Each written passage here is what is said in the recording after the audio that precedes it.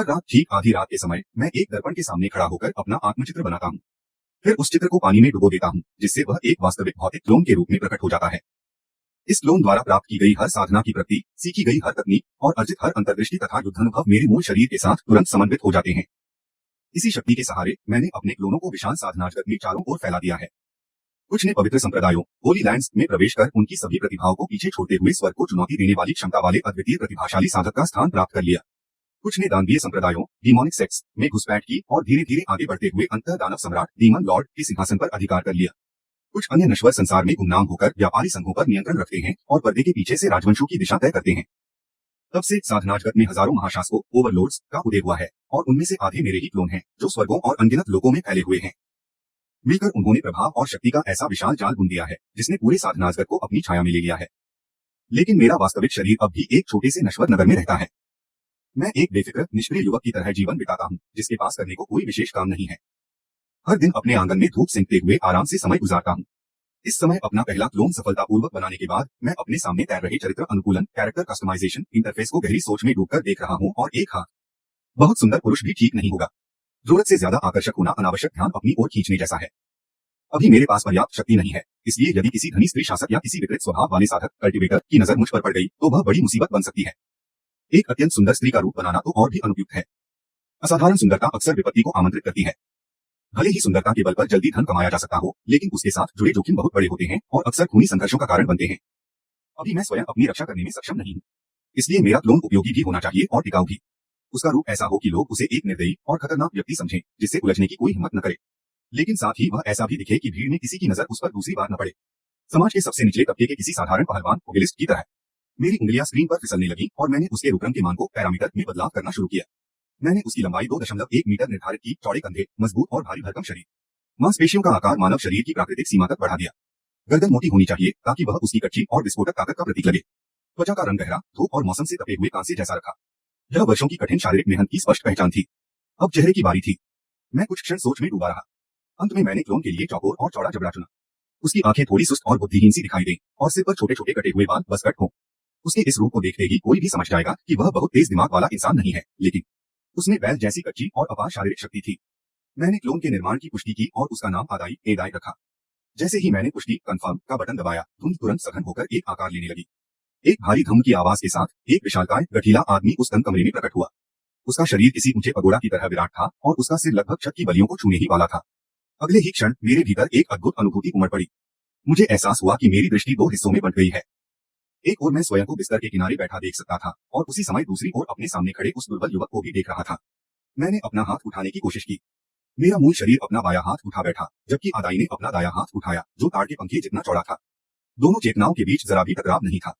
उनका संचालन ठीक वैसे ही स्वाभाविक था जैसे एक ही शरीर के बाएं और दाएं हाथ का तालमेल, बल्कि उससे भी अधिक सहज।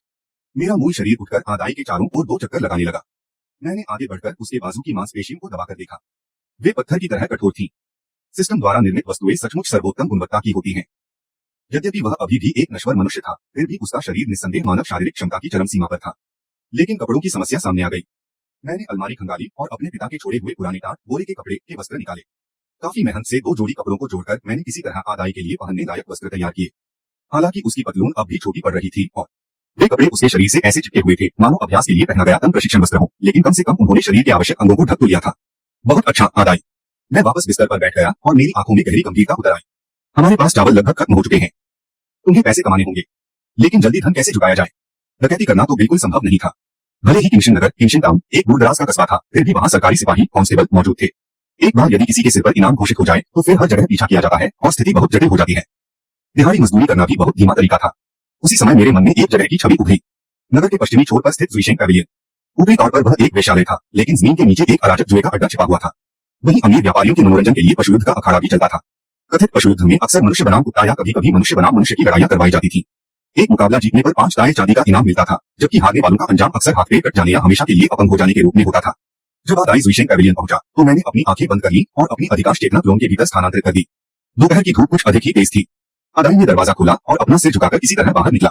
वह नंगे पांव चल रहा था। उसका हर कदम कीचड़ भरी जमीन पर गहरा निशान छोड़ता जा रहा था।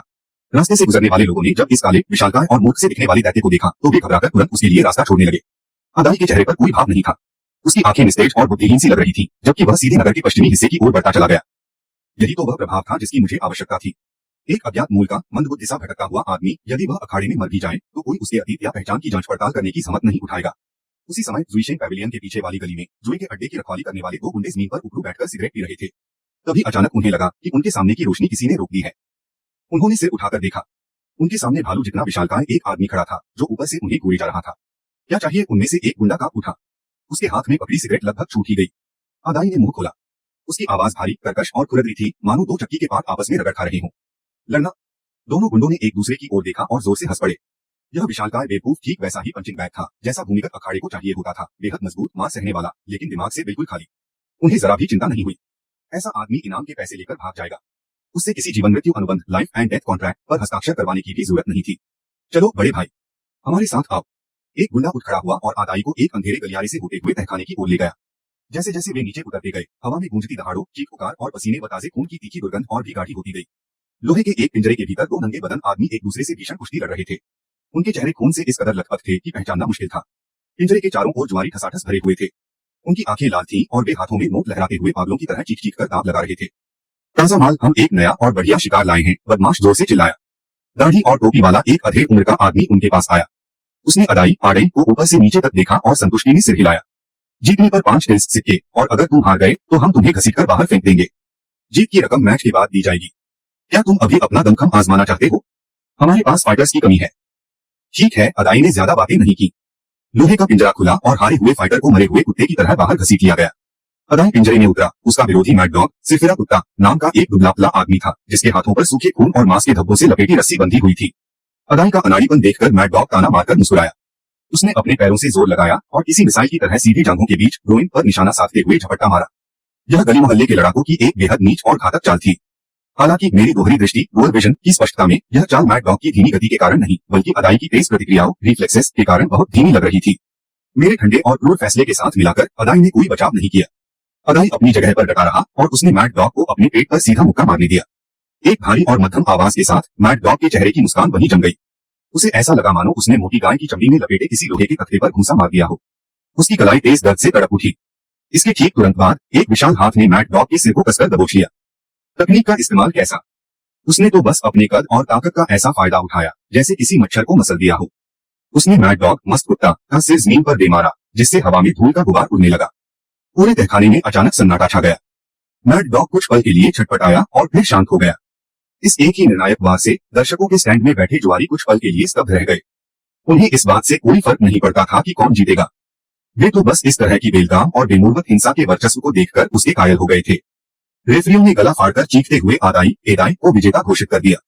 लोहे का पिंजरा खुला। जमीन पर पड़े उस हार के पुतले को अनदेखा करते हुए आदाई सीधे स्तब्ध खड़े स्टवर्ड वांग, मूची वांग की ओर बढ़ा और एक बार फिर अपना हाथ आगे फैला दिया। उसका चेहरा अब भी सपाट और भावहीन था। स्टवर्ड वांग ने थूक लटका अपनी पोशाक के भीतर से 5 पूंछ वाला चांदी का सिक्का इंगॉट निकाला और उस विशाल हथेली पर रख दिया। क्या कोई और मुकाबला होगा? स्टवर्ड वांग आदाई को ऐसे घूर रहा था मानो किसी दैत्य को देख रहा हो। आदाई ने चांदी उठाई, बेपरवाही से उसे अपनी तन पतलून में ठूंसा और वापस पिंजरे की तरफ मुड़ गया। जारी रखो। अपने उस जर्जर खपरैल वाले मकान में मैंने अपनी आंखें खोली। मेरे होठों के कोनों पर एक हल्की सी मुस्कान तैर आई। यह एहसास सचमुच सुकून देने वाला है। न तो मुझे अपनी जान जोखिम में डालने की जरूरत है और न ही घायल होने का डर है। बस किसी गेम को खेलने की तरह तरकीबें लगानी है और चांदी खुद ब खुद मेरी जेबों में आ रही है। 5 सिक्के तो पक्के हो चुके हैं। इस हिसाब से बस एक मैच और जीतने पर आदाई पर लगाया गया सारा पैसा वसूल हो जाएगा। तीसरे मैच से तो यह पूरी तरह से शुद्ध चांदी कमाने से ही संतुष्ट नहीं हो सकता। मैंने बिस्तर के फ्रेम पर हल्के से अपनी उंगलियां पटकी। मेरा दिमाग तेजी से दौड़ रहा था। यह तो बस शुरुआत थी। एक बार जब मेरे पास पर्याप्त पूंजी इकट्ठा हो जाएगी तो कुछ दर्जन सिक्के भी 2 या 3 और अवतारों कठपुतलियों को बदलने के लिए काफी होंगे। तब तक एक अवतार इस अखाड़े में लड़कर धन कमा सकता है, दूसरा औषधालय में एक प्रशिक्षक बनकर कीमिया, रसायन विद्या का ज्ञान चुरा सकता है, और रही बात तीसरे की। मैंने खिड़की से बाहर दूर धुंध में ऊंची दिखती पर्वत श्रृंखला की ओर देखा। वह किंगयून संप्रदाय का निवास स्थान है। कहते हैं कि किंगयून संप्रदाय हर साल छुट्टियां या विविध काम करने वाले शिष्यों की भर्ती करता है। हालांकि एक साधारण कार्य करने वाले शिष्य का जीवन कठिन होता है, लेकिन वहां से सबसे बुनियादी क्यूआई निखारने की तकनीकें सीखी जा सकती हैं। मेरी असली देह का वहां जाना बहुत खतरनाक होगा। सुना है कि ऐसे निचले शिष्यों को अक्सर बाहरी शिष्य सताते हैं, और अगर वे पीट पीट कर मार भी दिए जाएं, तो किसी को फर्क नहीं पड़ता। एक बार जब मेरे पास पर्याप्त पैसा आ जाएगा तो मैं ईर को भेज दूंगा। मैंने अपने हाथ पैर फैलाए, आंखें मूंदी और अपनी चेतना को वापस आदाई के शरीर में स्थानांतरित कर दिया। नीचे तहखाने में नया प्रतिद्वंद्वी पिंजरे में प्रवेश कर चुका था। वह लकड़ी का डंडा लिए एक भारी भरकम दैत्य के जैसा आदमी था। आदाई का चेहरा अब भी बिल्कुल शांत, ठंडे और कठोर पत्थर की भांति चट्टान जैसा अडिग था। मेरी नजरों में वह कोई प्रतिद्वंद्वी नहीं था। वह तो साफ तौर पर आधा चलता फिरता अवतार विनिमय सिक्का था। आओ फिर, यह सब मेरे लिए केवल अनुभव, एक्सपीरियंस पॉइंट्स जुटाने जैसा ही है। हड्डियों के टूटने की एक करारी आवाज आई। भूमिगत अखाड़े के भारी शोरशराबे के बीच यह आवाज लगभग न के बराबर सुनाई दी, लेकिन जो इसमें शामिल थे उनके लिए यह बादलों की गरज की तरह गूंजी। डंडा लिए वह दैत्य जैसा आदमी अपनी ललकार पूरी भी नहीं कर पाया था कि आदाई ने अपने आयरन माउंटेन वाले एक ही धक्के से उसे दूर उछाल दिया। उसका पूरा शरीर दीवार पर टंगे किसी चित्र की तरह लोहे की जाली से जा टकराया और फिर वह बेजान होकर अखाड़े में सन्नाटा छा गया और फिर उससे भी ज्यादा जोरदार दहाड़ के साथ पूरा हॉल गूंज उठा। तीसरा मुकाबला भी एक और निर्णायक अंत के साथ समाप्त हो चुका था। ऊपर स्टैंड्स में जुआरी अपनी सट्टे की पर्चियों को लहरा रहे थे, जिससे हवा में कागजों की बौछार हो रही थी। कुछ चेहरे जीत की खुशी से खिले हुए थे, तो कुछ हार की निराशा में छाती पीट रहे थे और पैर पटक रहे थे। मैं अपनी जर्जर झोपड़ी में बिस्तर के कोने पर बैठा एक मूक फिल्म की तरह शांत आंखों से इस नजारे को देख रहा था और खुद को दर्द के उस आभासी एहसास से बचा रहा था। यह सिस्टम का एक छिपा हुआ फीचर था। दरअसल कुछ देर पहले आदाई के कंधे पर डंडे से वार लगा था। अगर वह कोई साधारण इंसान होता तो इस भयंकर दर्द से अपना हाथ भी न उठा पाता, लेकिन इस शरीर अवतार के लिए यह उसकी हेल्थ बार में नगण्य सी गिरावट भर थी। इसका उसकी गतिविधियों पर कोई असर नहीं पड़ा। अगले मुकाबले से पहले आदाई पिंजरे के अंदर खड़ा था। उसके पैर खून और कीचड़ की फिसलन भरी गंदगी में जमे थे। उसकी आवाज अब भी बेदम और भारी थी। मंच के नीचे खड़ा स्टुअर्ट वांग अपनी घनी दाढ़ी पर हाथ फेर रहा था। उसकी नजरें प्रशंसा से बदलकर अब एक ठंडे हिसाब किताब में तब्दील हो चुकी थी। इस बेवकूफ ने पसीने की एक बूंद तक नहीं बहाई है। यह किसी आदमकद दरिंदे से कम नहीं है। कसाई को अंदर भेजो, इसके सट्टे के भाव घटाओ और लगे हाथ यह भी पूछो कि क्या इस बेवकूफ की लंबे समय के अनुबंध पर हस्ताक्षर करने में रुचि है। स्टुअर्ट वांग ने अपने माथक को हुक्म देने के लिए आना सर्दी से लदा एक भारी भरकम आदमी दो बड़े कसाई वाले चाकू लीवर थामे पिंजरे में रेंगता हुआ घुसा। इस बार एक हथियारबंद प्रतिद्वंदी का सामना करते हुए मेरी आंखें टिमटिमाई। अगर यह मेरा असली शरीर होता तो मैं ऐसे गुंडे से जितनी दूर हो सके भाग जाता, लेकिन आदाई अलग था। मुकाबला शुरू हुआ। कसाई ने दुष्टता से हंसते हुए अपने धारदार हथियार अंधाधुंध घुमाए, जिसमें कोई तकनीक नहीं थी लेकिन केवल पाशविक ताकत थी। मैंने आदाई को पीछे हटने के बजाय आगे बढ़ने के लिए नियंत्रित किया, चाकुओं के रास्ते की ओर ही एक कदम बढ़ा दिया। यह एक बेहद खतरनाक पैंतरा था, क्योंकि कसाई का चाकू आदाई की नाक के पुल को छूता हुआ निकल गया और बालों की कुछ लटें काट दी। ठीक उसी पल तार के पंखे जितनी चौड़ी आदाई की हथेली बिजली की गति से झपकी। उसने चाकू को रोकने की कोशिश नहीं की, बल्कि सीधे अपनी उंगलियों से कसाई की कलाई को कसकर दबोच लिया। शिकंजे की तरह उंगलियों के कसते ही कसाई की कलाई में ऐसा असह्य दर्द हुआ कि कसाई का चाकू जमीन पर जा गिरा। आदाई ने तुरंत अपना पैर उठाया और उस 100 किलो से भी ज्यादा वजनी आदमी के पेट में सीधा घुटना दे मारा। कसाई तुरंत झींगे की तरह दोहरा हो गया। उसके मुंह से झाग निकलने लगा और आंखें सदमे से बाहर उबल आईं। यह सब बहुत आसान है, मैंने अपना सिर हिलाया। लड़ाई के इस स्तर पर जब तक कोई घायल होने के डर पर काबू पा लेता है और अपने शारीरिक गठन तथा निर्णय क्षमता का उपयोग करता है, यह किसी बच्चे को धमकाने से अलग नहीं है। चौथा मुकाबला जीता गया, पांचवा मुकाबला जीता गया और जब तक छठा मुकाबला समाप्त हुआ, आदाई के शरीर का मोटा सूती कुर्ता पूरी तरह फटकर चीथड़ा बन चुका था। उसकी तांबे जैसे रंग की मांसपेशियां उभर आई थीं, जिन पर खून की कई ताजा खरोंचें दिख रही थीं। फिर भी उसकी भयानक आक्रामकता केवल बढ़ी ही थी। अब किसी की भी मंच पर कदम रखने की हिम्मत नहीं हो रही थी। स्टुअर्ट वांग के पास हस्तक्षेप करने के अलावा कोई विकल्प नहीं बचा था। रुको, आज रात के लिए इतना बहुत है। बहुत बढ़िया, जाओ और अपनी कमाई ले लो। अगर यह बेवकूफ ऐसे ही लड़ता रहा, द्वंद्व युद्ध में लगे रहने से आज रात के अन्य मुकाबले कभी आगे नहीं बढ़ पाते। प्रबंधक वांग ने अदाई को चांदी से भारी भरी एक थैली सौंपी। उनकी आंखों में चालाकी की चमक थी। बड़े भाई, अब से हर दिन वापस आया करो, मैं तुम्हें दोगुनी फीस दूंगा। क्या कहते हो? अदाई ने पैसों की थैली ले ली और उसे अपनी कमरबंद में ठूंस लिया। उसकी देह पर वही एक अकेली जगह बची थी जो सामान रखने लायक थी।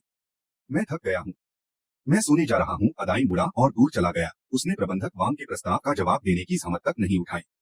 दो बाउंसरों रक्षकों ने उसका रास्ता रोकने की कोशिश की, लेकिन प्रबंधक वांग ने उन्हें हाथ के इशारे से रोक दिया। उसे जाने दो।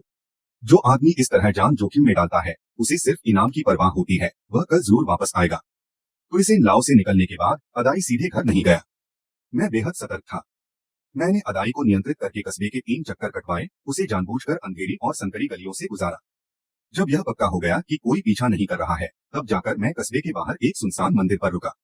अदाई ने पैसों की थैली को वेदी के नीचे छिपा दिया और मंदिर के प्रवेश द्वार पर किसी लकड़ी की मूर्ति की तरह पहरा देने लगा। आधे घंटे बाद अंधेरे का फायदा उठाकर एक दुबला पतला व्यक्ति मंदिर में खिसक आया। मैंने पैसों की थैली निकाली और उसे खोला। उसमें कुल 40 टैल चांदी का माप चांदी थी, जिसमें 10 टैल का बोनस शामिल था। ऐसा लगता है कि एक दाव पासे का भविष्य बहुत उज्ज्वल है। बुनियादी गुजर-बसर के लिए संघर्ष कर रहे एक साधारण इंसान के नाते मेरा दिल उत्साह से धड़कने लगा। यह रकम एक छोटी-मोटी जायदाद के बराबर थी, लेकिन मेरा इरादा इसे इस दुनिया में जमा करके रखने का नहीं था। धन जमा करना सबसे बेवकूफाना काम है। संपत्ति को ताकत में बदलकर ही इंसान सचमुच सुरक्षित हो सकता है। सिस्टम डिपॉजिट जमा की प्रक्रिया शुरू करो। मैं और लोन प्रतिरूप बदलना चाहता हूँ। डिपॉजिट सफल रहा। वर्तमान शेष 40 टैल। साधारण इंसान के क्लोन की इकाई दर। मैं फटी हुई चटाई पर आलती पालथी मारकर बैठ गया। तलवार जैसी पैनी चेतना के साथ मैंने अपनी कृतियों को गढ़ने की प्रक्रिया शुरू की। इस बार अदाई के लिए जरूरी उग्र युद्ध कौशल को हासिल करने की कोई आवश्यकता नहीं थी। क्लोन नंबर 2 नाम आयर एयर। यह शरीर फुर्तीला और दिखने में तेज तर्रार होना चाहिए था। आदर्श रूप से इसे किसी ऐसे आवारा जैसा दिखना चाहिए था जिसने जिंदगी की कठोर सच्चाइयों को झेला हो। मैंने मापदंडों को समायोजित किया। एक इकरा बदन, लगभग 1.7 मीटर लंबा कद, एक आमसा चेहरा और होठों के कोने पर बनी रहने वाली हल्की सी धूर्त मुस्कान, जिसके हाव भाव में चालाकी की झलक थी। उसकी पतली उंगलियां बेहद फुर्तीली थीं, जो बारीक काम करने या एन वक्त पर चाबियां उड़ाने के लिए एकदम सही थीं। क्लोन नंबर 3 नाम आसान एसन। यह सबसे महत्वपूर्ण था। मैंने एक गहरी सांस ली। मेरे चेहरे के भाव गंभीर हो गए। आसान का भाग्य चिंग युन संप्रदाय किंग यू सेक्ट के लिए तय था। शिष्य बनाते समय अमरता के द्वार क्या देखते हैं? वे व्यक्ति की नींव और उसकी उम्र परखते हैं। मैंने उसकी उम्र 12 साल तय की। गोरे रंग का एक ऐसा बालक बनाया जो किसी विद्वान की संतान जैसा लगे, जिसमें आवारापन का नामो निशान न हो। उसकी नैनंश तराशे हुए होने चाहिए थे, जिनमें एक वीर आत्मा की झलक और भवों के बीच संकल्प की छाप हो। प्रमुख बुजुर्ग और डीकन इस तरह के बालकों को पसंद करते हैं, यह मानकर कि ऐसे बच्चे का स्वभाव धर्मनिष्ठ होता है। जल्द ही हवा में एक सुसंस्कृत बालक की छवि साकारने से आज रात के अन्य मुकाबले कभी आगे नहीं बढ़ पाते। प्रबंधक वांग ने अदाई को चांदी से भारी भरी एक थैली सौंपी। उनकी आंखों में चालाकी की चमक थी। बड़े भाई, अब से हर दिन वापस आया करो। मैं तुम्हें दोगुनी फीस दूंगा। क्या कहते हो? अदाई ने पैसों की थैली ले ली और उसे अपनी कमरबंद में ठूंस लिया। उसकी देह पर वही एक अकेली जगह बची थी जो सामान रखने लायक थी। मैं थक गया हूँ। मैं सोने जा रहा हूँ। अदाई मुड़ा और दूर चला गया। उसने प्रबंधक वांग के प्रस्ताव का जवाब देने की जहमत तक नहीं उठाई। 2 बाउंसरों रक्षकों ने उसका रास्ता रोकने की कोशिश की, लेकिन प्रबंधक वांग ने उन्हें हाथ के इशारे से रोक दिया। उसे जाने दो। जो आदमी इस तरह जान जोखिम में डालता है, उसे सिर्फ इनाम की परवाह होती है। वह कल जरूर वापस आएगा। तो इसे लाओ से निकलने के बाद अदाई सीधे घर नहीं गया। मैं बेहद सतर्क था। मैंने अदाई को नियंत्रित करके कस्बे के 3 चक्कर कटवाए, उसे जानबूझकर अंधेरी और संकरी गलियों से गुजारा। जब यह पक्का हो गया कि कोई पीछा नहीं कर रहा है, तब जाकर मैं कस्बे के बाहर एक सुनसान मंदिर पर रुका। अदाई ने पैसों की थैली को वेदी के नीचे छिपा दिया और मंदिर के प्रवेश द्वार पर किसी लकड़ी की मूर्ति की तरह पहरा देने लगा। आधे घंटे बाद अंधेरे का फायदा उठाकर एक दुबला पतला व्यक्ति मंदिर में खिसक आया। मैंने पैसों की थैली निकाली और उसे खोला। उसमें कुल 40 टैल चांदी का माप चांदी थी, जिसमें 10 टैल का बोनस शामिल था। ऐसा लगता है कि एक दाव पासे का भविष्य बहुत उज्ज्वल है। बुनियादी गुजर-बसर के लिए संघर्ष कर रहे एक साधारण इंसान के नाते मेरा दिल उत्साह से धड़कने लगा। यह रकम एक छोटी-मोटी जायदाद के बराबर थी, लेकिन मेरा इरादा इसे इस दुनिया में जमा करके रखने का नहीं था। धन जमा करना सबसे बेवकूफाना काम है। संपत्ति को ताकत में बदलकर ही इंसान सचमुच सुरक्षित हो सकता है। सिस्टम डिपॉजिट जमा की प्रक्रिया शुरू करो। मैं और लोन प्रतिरूप बदलना चाहता हूँ। डिपॉजिट सफल रहा। वर्तमान शेष 40 टैल। साधारण इंसान के क्लोन की इकाई दर। मैं फटी हुई चटाई पर आलती पालथी मारकर बैठ गया। तलवार जैसी पैनी चेतना के साथ मैंने अपनी कृतियों को गढ़ने की प्रक्रिया शुरू की। इस बार अदाई के लिए जरूरी उग्र युद्ध कौशल को हासिल करने की कोई आवश्यकता नहीं थी। क्लोन नंबर 2 नाम आयर एयर। यह शरीर फुर्तीला और दिखने में तेज तर्रार होना चाहिए था। आदर्श रूप से इसे किसी ऐसे आवारा जैसा दिखना चाहिए था जिसने जिंदगी की कठोर सच्चाइयों को झेला हो। मैंने मापदंडों को समायोजित किया। एक इकरा बदन, लगभग 1.7 मीटर लंबा कद, एक आमसा चेहरा और होठों के कोने पर बनी रहने वाली हल्की सी धूर्त मुस्कान, जिसके हाव भाव में चालाकी की झलक थी। उसकी पतली उंगलियां बेहद फुर्तीली थीं, जो बारीक काम करने या एन वक्त पर चाबियां उड़ाने के लिए एकदम सही थीं। क्लोन नंबर 3 नाम आसान एसन। यह सबसे महत्वपूर्ण था। मैंने एक गहरी सांस ली। मेरे चेहरे के भाव गंभीर हो गए। आसान का भाग्य चिंग युन संप्रदाय किंग यू सेक्ट के लिए तय था। शिष्य बनाते समय अमरता के द्वार क्या देखते हैं? वे व्यक्ति की नींव और उसकी उम्र परखते हैं। मैंने उसकी उम्र 12 साल तय की। गोरे रंग का एक ऐसा बालक बनाया जो किसी विद्वान की संतान जैसा लगे, जिसमें आवारापन का नामो निशान न हो। उसकी नैनंश तराशे हुए होने चाहिए थे, जिनमें एक वीर आत्मा की झलक और भवों के बीच संकल्प की छाप हो। प्रमुख बुजुर्ग और डीकन इस तरह के बालकों को पसंद करते हैं, यह मानकर कि ऐसे बच्चे का स्वभाव धर्मनिष्ठ होता है। जल्द ही हवा में एक सुसंस्कृत बालक की छवि साकार हुई, चूहे कूदने लगे और मैंने अपने खाली पेट को सहलाया।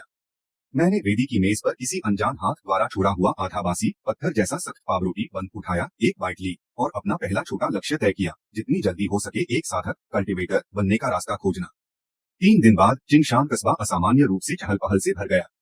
चिंगयुन संप्रदाय की मजदूर भर्ती का त्रिवर्षीय भव्य समारोह कस्बे के केंद्रीय चौराहे पर आयोजित किया जा रहा था। हालांकि इसे भव्य समारोह कहा जा रहा था, लेकिन हकीकत में यह काफी साधारण था। कुछ मेजें और नीले परिधान पहने 3 साधक, उनके सामने एक स्पिरिट स्टोन आध्यात्मिक पत्थर रखा था, जिसका मकसद आध्यात्मिक जड़ों का परीक्षण करना था। चौराहे पर लोगों की भारी भीड़ थी, जिनमें ज्यादातर गरीब लोग थे जो अपने बच्चों की किस्मत आजमाने की उम्मीद लेकर आए थे। मैं उस भीड़ भाड़ में शामिल होने नहीं गया। मैं कस्बे के किनारे एक नूडल की दुकान पर बैठकर यांगचुन नूडल्स का कटोरा गटक रहा था। इस समय मेरी चेतना ऐसा महसूस कर रही थी जैसे वह किसी सीसीटीवी निगरानी स्क्रीन को देख रही हो, जो भर्ती समारोह की कार्यवाही पर खामोशी से नजर रखे हुए थी। मेरा प्राथमिक दृष्टिकोण मेरे साथ था, जबकि मेरा द्वितीयक दृष्टिकोण भीड़ में खोए हुए आसान पर टिका था। आसान ने एक लंबा कुर्ता पहना हुआ था जो धुल कर फीका पड़ चुका था, लेकिन फिर भी वह बेहद साफ सुथरा था। बहती नाक वाले बच्चों की भीड़ के बीच खड़ा वह मुर्गियों के झुंड में हंस की तरह अलग ही चमक रहा था। जांच कर रहे अधेड़ उम्र के साधक ने थोड़े चिड़चिड़ेपन से चिल्लाकर कहा, अगला। पूरी सुबह सिर्फ बेकार आध्यात्मिक जड़ें ही मिली हैं। ऐसा लगता है कि नश्वर लोग सचमुच कोई होनहार पौधा पैदा करने में असमर्थ है। आसान आगे बढ़ा। मेरे निर्देशों का पालन करते हुए उसने घबराने का नाटक किया और उसके हाथ पैर अटपटे तरीके से हिले जब उसने उन्हें उस धुंधले सलेटी पत्थर पर रखा। चूंकि वह एक सेवादार मजदूर के रूप में आवेदन कर रहा था, इसलिए किसी उच्च स्तर की प्रतिभा की सख्त जरूरत नहीं थी। बिना आध्यात्मिक जड़ों के भी जब तक शरीर स्वस्थ हो और व्यक्ति आज्ञाकारी हो, उसे कभी कभार मजदूरी के लिए स्वीकार किया जा सकता था। पत्थर में एक हल्की सफेद रोशनी कौन थी, जिसके बीच बीच में हरे रंग की एक बेहद धुंधली रेखा थी। अधेड़ साधक ने अपनी भवें उठाई और आसान को सिर से पैर तक परखा।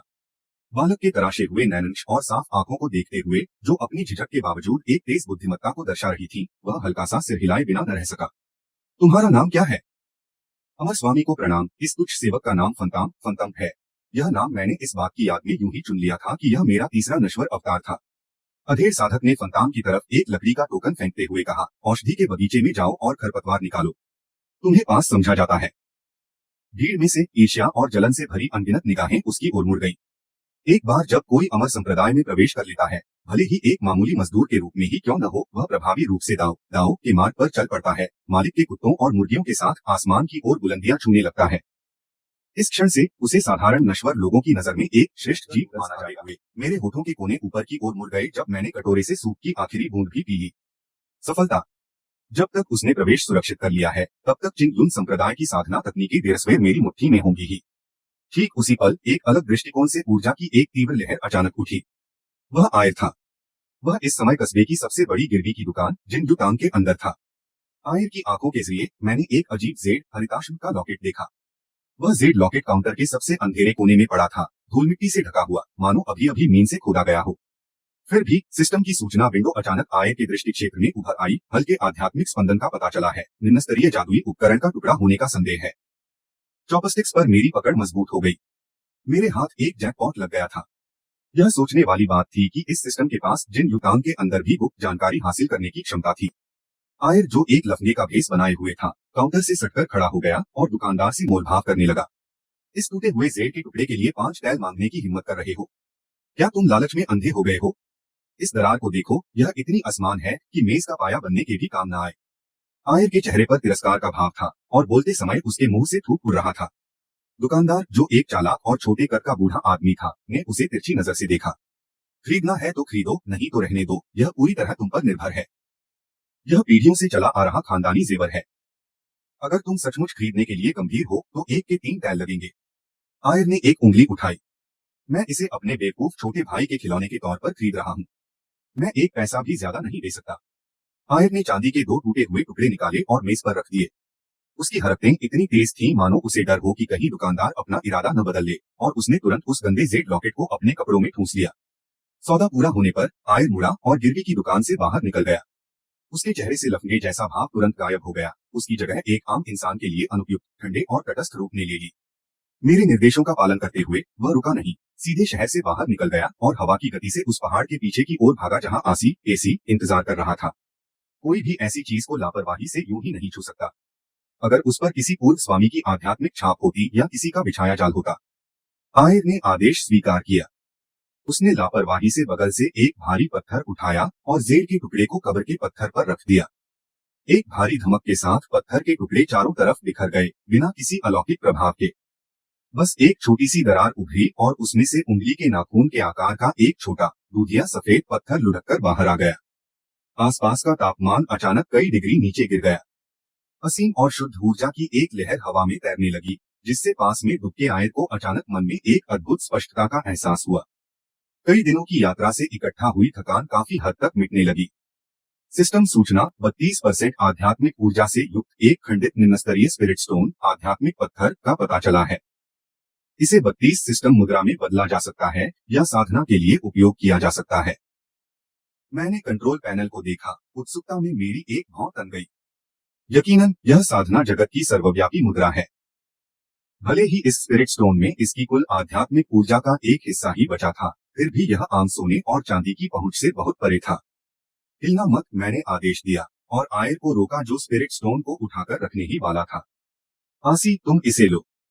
आसी ने लकड़ी तराशना बंद किया, खड़ा हुआ, स्पिरिट स्टोन उठाया और उसे अपनी हथेलियों में कसकर खींच लिया। आयर, तुम कस्बे में वापस जाओ और निगरानी बनाए रखो। किसी भी संदिग्ध गतिविधि की खबर तुरंत दो। आसी, तुम इसी जंगल में रहो और कहीं मत जाना। यहाँ तक कि सोते समय भी इस पत्थर को अपने मुंह में दबाकर रखना। इसे खोना मत। इन व्यवस्थाओं के तय होने के बाद मेरी चेतना दूसरी जगह स्थानांतरित हो गई। संप्रदाय मैनुअल पीक नियमावली शिखर। यहाँ की हवा यकीनन पहाड़ की तलहटी से कहीं ज्यादा बेहतर थी। मैंने एक गहरी सांस ली, अपने सीने में एक ताजगी भरी ठंडक महसूस की। हालांकि यहाँ का माहौल आदर्श होने से बहुत दूर था। घाटी में दर्जनों नीची जर्जर लकड़ी की झोपड़ियां बिखरी हुई थीं। हवा पसीने की बदबू और किण्वित खमीर उठी औषधियों की खट्टी गंध से भारी थी। आसान सैम एक लकड़ी की झोपड़ी के सामने खड़ा था। उसके हाथों में मोटे सलेटी सूती कपड़ों का एक जोड़ा और एक दयनीय रूप से पतली नियमावली मैनुअल थी। उसके सामने एक चेचक के दागों वाला सेवादार शिष्य मीनियल डिसाइपल एक बड़े हरे पत्थर पर पालथी मारे बैठा था और अपनी कनिष्ठ उंगली से आलस में कान से अभ्यास करना निश्चित रूप से काम नहीं आएगा। मैंने अपनी ठुड्डी सहलाई। प्रतिरूप की आध्यात्मिक जड़ें घटिया थीं और मेरी खुद की योग्यता भी घटिया आध्यात्मिक जड़ों वाली ही थी। नश्वर लोगों से बस द्रासी बेहतर। अगर मैं कदम दर कदम साधना करूं तो QI का एहसास विकसित करने में कम से कम कई साल लग जाएंगे। यह बहुत लंबा समय है। मेरी नजर अपनी दृष्टि के कोने में एक दूसरे फ्रेम पर गई, उस काले घने जंगल के भीतर। आसी किसी मूर्ति की तरह पेड़ के नीचे बैठा था और वह निम्न स्तरीय स्पिरिट स्टोन उसके मुंह में दबा हुआ था। अगर मैं आकाश और पृथ्वी की आध्यात्मिक ऊर्जा को महसूस करने पर निर्भर न रहूं, बल्कि सीधे इस स्पिरिट स्टोन की ऊर्जा को खुद में उतार लूं, तो एक जंगली दुस्साहसी विचार ने मेरे दिमाग में जड़ जमा ली। संप्रदाय के भीतर आसान इस तरह की लापरवाही से काम नहीं ले सकता था। एक बार साधना में कोई गलती होती या कोई असामान्यता पकड़ी जाती तो उसे यकीनन पहाड़ से नीचे फेंक दिया जाता। लेकिन आसी संप्रदाय के बाहर था। आसी एक डेथ नाइट बलिदान होने वाला योद्धा था, महज एक मोहरा। क्या होगा अगर सिस्टम आवश्यक नाड़ियों की मजबूती देने में नाकाम हो जाए और मैं लाइट अपर्चर को उत्तेजित करने के लिए स्पिरिट स्टोन से जबरदस्ती आध्यात्मिक ऊर्जा खींच लूं? सिस्टम ने कोई जवाब नहीं दिया। खतरे की परवाह किए बिना मैंने तुरंत इसका परीक्षण करने का निर्णय लिया। मेरी आंखों में दृढ़ संकल्प चमका और मेरी चेतना पूरी तरह से उसके शरीर में उतर गई। रात की हवा सनसना रही थी और कभी कभार उल्लू की चीख जंगल में गूंज उठती थी। आसी पालथी मारकर बैठा था। उसका चेहरा किसी लकड़ी की मूर्ति की तरह कठोर था जिसमें डेथ नाइट के अनुकूल कोई भावना नहीं दिख रही थी। अपने दांतों में स्पिरिट स्टोन को कसकर दबाकर प्रक्रिया शुरू हुई। मैंने आसी को नियंत्रित करके एवरग्रीन मैनुअल की धीमी सांस लेने की तकनीकों को बाईपास दरकिनार कर दिया। इसके बजाय अपने दिमाग में ऊर्जा के चित्रों की कल्पना की और अपनी पूरी ताकत से स्पिरिट स्टोन के एक कोने को काट लिया। उसके मुंह के अंदर एक हल्की करारी कड़कड़ाहट गूंजी।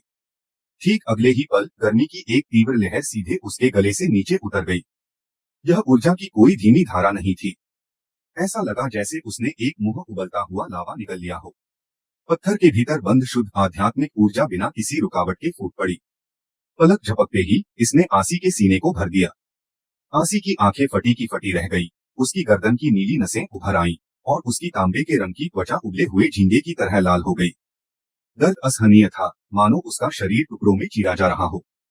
कोई साधारण इंसान दर्द से तड़पकर जमीन पर लौटने लगता या झटके से बेहोश हो जाता, लेकिन मैंने तुरंत उसके दर्द के एहसास को अवरुद्ध कर दिया। एक सर्जन की तरह ठंडा और तटस्थ रहकर मैंने सिस्टम इंटरफेस पर अपने प्रतिरूप की क्षति रिपोर्ट को खामोशी से देखा। आध्यात्मिक ऊर्जा की मात्रा अत्यधिक, भोजन ली क्षतिग्रस्त, पेट में आंतरिक रक्तस्राव। लेकिन मैंने इसे नजरअंदाज किया और प्रवाह को निर्देशित शक्ति का उपयोग करते हुए मैंने आसी के शरीर में उधम मचा रही उस प्रचंड गर्मी को एवरग्रीन मैनुअल के पहले स्तर के मार्ग पर चलने के लिए मजबूर किया। उसे दांतियन टेंशन ऊर्जा केंद्र की ओर धकेला। यह कदम अकल्पनीय रूप से कठिन था। नाड़ियां बहुत संकरी थी और ऊर्जा का प्रवाह बहुत हिंसक था। यह बिल्कुल वैसा ही था जैसे किसी जंग लगे पाइप में हाई प्रेशर होस पाइप से पानी गुजारने की कोशिश की जा रही हो। आसी ने खून की उल्टी की और उसकी नाक से लाल द्रव रिसने लगा, फिर भी वह पूरी तरह से सीधा बैठा रहा, एक इंच भी नहीं हिला। यह पूरा हो गया। मैंने देखा कि यद्यपि उस हिंसक आध्यात्मिक ऊर्जा ने कई छोटी नाड़ियों को फाड़ दिया था, लेकिन अंततः इसे मुख्य नाड़ी मार्ग में धकेल दिया गया था। वह एहसास अद्भुत रूप से स्पष्ट था। पहले से अवरुद्ध नाड़ियां जबरदस्ती फैल गई थीं और आध्यात्मिक ऊर्जा के मार्ग ने मेरी चेतना पर एक गहरा, उकेरा हुआ प्रभाव छोड़ दिया था। यह की क्यूआई का एहसास था। दूसरे लोग इस हल्की सी सहरन को किसी पंख से सहलाकर ढूंढने की कोशिश करते हैं, लेकिन मैंने इस पर लोहे की छड़ से वार किया था, शायद क्रूर लेकिन प्रभावी और तत्काल। 1, 2, 3 चक्कर। आसी का शरीर कांपने लगा क्योंकि उसके सातों छिद्रों से खून बहने लगा था और उसकी त्वचा से खून की नन्ही बूंदें रिसने लगी थीं। टूटा हुआ स्पिरिट स्टोन आधा से ज्यादा खत्म हो चुका था। अंत में जैसे ही 9वां चक्कर पूरा हुआ, आसी का शरीर ढीला होकर बेजान गिर पड़ा। उसकी नाड़ियां चकनाचूर हो चुकी थीं और उसके आंतरिक अंगों को गंभीर चोटें आई थीं। उसकी झोपड़ी में मैंने अचानक अपनी आंखें खोली। मेरा चेहरा पीला पड़ा हुआ था, अत्यधिक मानसिक थकान का अंतिम असर। इंटरफेस पर एक नजर डालते ही मैंने देखा कि प्रतिरूप आसी अदो मारा जा चुका था। मौत का कारण आध्यात्मिक ऊर्जा का विस्फोट। पुनरुत्थान रिवाइवल की उल्टी गिनती शुरू। 12 यादें सिंक हो रही हैं। जैसे ही अंतर्दृष्टि सिंक हुई, जानकारी का एक विशाल सैलाब मेरे दिमाग में उमड़ पड़ा। ये केवल किसी नियमावली के शब्द नहीं थे, बल्कि वास्तविक शरीर की कोशिकाओं में रचित सी यादें, मसल मेमोरी थीं। नाड़ियों के माध्यम से आध्यात्मिक ऊर्जा कैसे प्रवाहित होती है और कौन से एक्यूपॉइंट्स इसके मार्ग में बाधा डालते हैं, वह तीव्र जलन का एहसास अंततः मेरे दांतियन के भीतर एक ठंडे धागे में बदल गया। हर एक विवरण मेरे दिमाग में स्थायी रूप से छप गया था। खरीदने वाले पेटुबिन खिलाड़ी का मजा है। मैंने अपने माथे से ठंडा पसीना पोंछा, फिर भी मेरे होठों के कोनों पर एक खूंखार, भयानक मुस्कान आ गई। मैंने तुरंत अपनी चेतना को दूर चिंगयुन संप्रदाय में मौजूद आसान एसैंड में स्थानांतरित कर दिया। मैनुअल सर्वेंट पीक पर साझी लकड़ी की झोपड़ी के अंदर आसान, जो सोने का नाटक कर रहा था, अचानक सीधा बैठ गया और पालथी मार ली। खर्राटों की निरंतर आती आवाजों के बीच आसान ने अपनी आंखें बंद कर ली और अपनी सांसें नियंत्रित करने लगा। अब उसे की क्यूआई के एहसास को ढूंढने में मेहनत बर्बाद करने की जरूरत नहीं थी। ऐसा महसूस हो रहा था मानो मैं घने अंधेरे में किसी जाने पहचाने रास्ते पर चल रहा हूँ, बिना चिराग के भी मैं आंख मूंद कर रास्ता पार कर सकता था। उसकी इच्छा शक्ति की एक हल्की सी हरकत से हवा में तैरती विरल आध्यात्मिक ऊर्जा मानो किसी गुरुत्वाकर्षण बल से खींची चली आ रही हो, उसी रास्ते पर चल पड़ी जिसे आसी ने अपनी जान देकर बनाया था और आसानी से आसान के रोमछिद्रों में समाने लगी। आध्यात्मिक ऊर्जा की पहली किरण उसके शरीर में प्रवेश कर गई, बिना किसी बाधा के नदी की तरह समुद्र में मिलने जितनी सहजता से प्रवाहित होने लगी। अगर वह सीनियर ब्रदर झाओ इस दृश्य को देख लेता, तो निश्चित रूप से उसकी आंखें फटी की फटी रह जाती। यहाँ तक कि आंतरिक संप्रदाय के दिग्गजों को भी पहली बार अपने शरीर में की को सफलतापूर्वक लाने के लिए कई दिनों के सावधानी पूर्वक प्रयोगों की आवश्यकता होती है। ऐसी बात तो कभी सुनी ही नहीं गई थी। एक ही घंटे के भीतर नियमावली प्राप्त करना और साधना के मार्ग पर कदम रख देना। अकल्पनीय।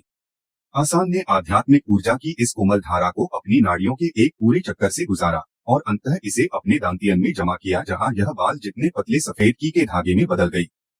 मेजबान को बधाई। आपने सफलतापूर्वक की रिफाइनिंग क्यूआई रिफाइनिंग चरण के प्रथम स्तर को प्राप्त कर लिया है और अमरत्व के मार्ग पर कदम रख दिया है। वर्तमान साधना स्तर प्रथम स्तर। चूंकि मेजबान ने पहली बार अमरत्व के मार्ग पर कदम रखा है, सिस्टम एक मुफ्त पुरस्कार प्रदान करता है। सभी जीवित प्रतिरूप अब अपने मूल गुणों बेस एट्रीब्यूट्स को सिंक तुल्यकालिक करेंगे। लगभग उसी समय चिंगशान कस्बे की फूस की झोपड़ी में बैठे मैंने अपने निचले पेट में एक गर्माहट उभरती हुई महसूस की, क्योंकि भीतर से प्राण शक्ति का एक प्रवाह पैदा हुआ था। क्या तुम यहाँ के नियमों से वाकिफ हो? चेचक के दागों वाले युवक ने तिरस्कार से आसान की ओर देखा। मैं इस औषधि उद्यान का प्रबंधक हूँ। तुम मुझे सीनियर ब्रदर झाओ कह सकते हो। एक बार जब तुम यहाँ एक सेवादार शिष्य के रूप में आ जाते हो, तो चाहे तुम नश्वर लोक में कोई युवा मालिक रहे हो या कोई नवाब, तुम्हें अपनी पूंछ दबाकर तमीज से रहना होगा। जी सीनियर ब्रदर झाओ, आसान ने अपना सिर झुका लिया। वह बेहद आज्ञाकारी दिख रहा था। एवरग्रीन टेक्निक के पहले 3 स्तरों की यह प्रति तुम्हें संप्रदाय द्वारा दी गई है। सीनियर ब्रदर झाओ ने उस छोटी सी पुस्तिका की ओर इशारा किया। यह मत सोचना कि नियमावली मिल जाने से तुम अमर बन गए हो। हमारे 10,000 सेवादार शिष्यों में से यह भी पक्का नहीं है कि कोई एक भी की QI आध्यात्मिक ऊर्जा का एहसास सफलतापूर्वक कर पाएगा। चुपचाप जाकर औषधि के खेतों में खरपतवार निकालो। तुम्हें रोज 3 टोकरियां भरकर निकालनी होंगी। अगर एक टोकरी भी कम पड़ी तो तुम्हें खाना नहीं मिलेगा। इतना कहकर सीनियर ब्रदर झाओ ने हाथ हिलाया और आसान को ऐसे भगा दिया जैसे किसी मक्खी को भगा रहे हो। आसान अपना सामान लेकर उस सांझी लकड़ी की झोपड़ी में चला गया जो उसे आवंटित की गई थी। अंदर एक बड़ा खुला कमरा था जिसे 1 दर्जन से अधिक लोग साझा कर रहे थे और उनके खर्राटों की आवाज आसमान गुंजा रही थी। आसान ने कोने में एक खाली बिस्तर ढूंढा और बैठ गया।